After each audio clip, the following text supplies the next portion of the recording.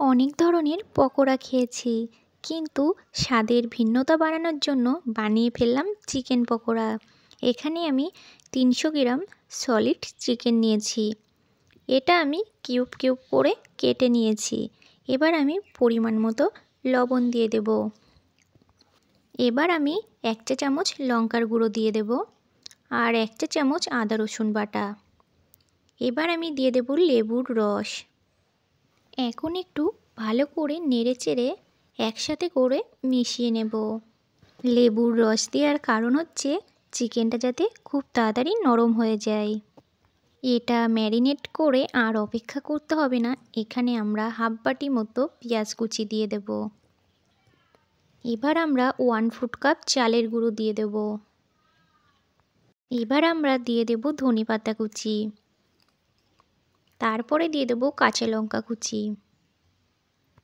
এবার আমরা দিয়ে দেব 1 কাপ বেসন। সবগুলো উপকরণ আমরা চিকেনের সাথে একবার ভালো করে মিশিয়ে নেব। আপনারা চাইলে এখানে আরও কিছু মশলা অ্যাড করতে পারেন। আমি এখানে আরও কিছু মশলা দিয়ে দেব। এখানে আমরা হাফ চা চামচ করে নিয়েছি চাট মশলা, হলুদের গুঁড়া আর ভাজা জিরের গুঁড়া। এবার আমরা এটা আবারও ভালো করে মিশিয়ে নেব।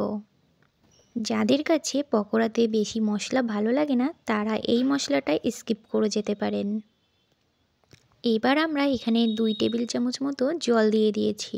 জলটা খুব একটা বেশি লাগবে না, যতটা লাগবে আমরা ততটাই ঠিক দিয়ে নিয়েছি। এখন আমরা প্রতিটা চিকেনের টুকরো হাতে নিয়ে তেলের উপরে ছেড়ে দেব।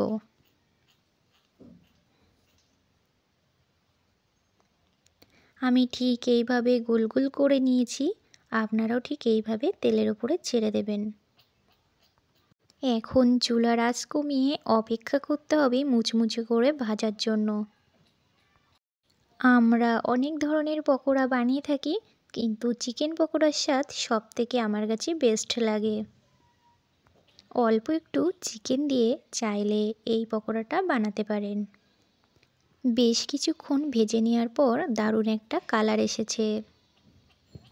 তো এই পর্যায়ে পকোড়াগুলো তেল থেকে আমরা উঠিয়ে নেব।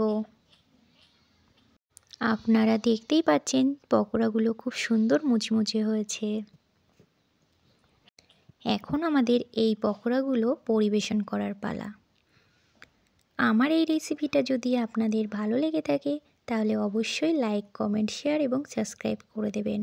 আরও এরকম নতুন নতুন রেসিপি পাওয়ার জন্য আমার চ্যানেলটাকে ফলো করবেন।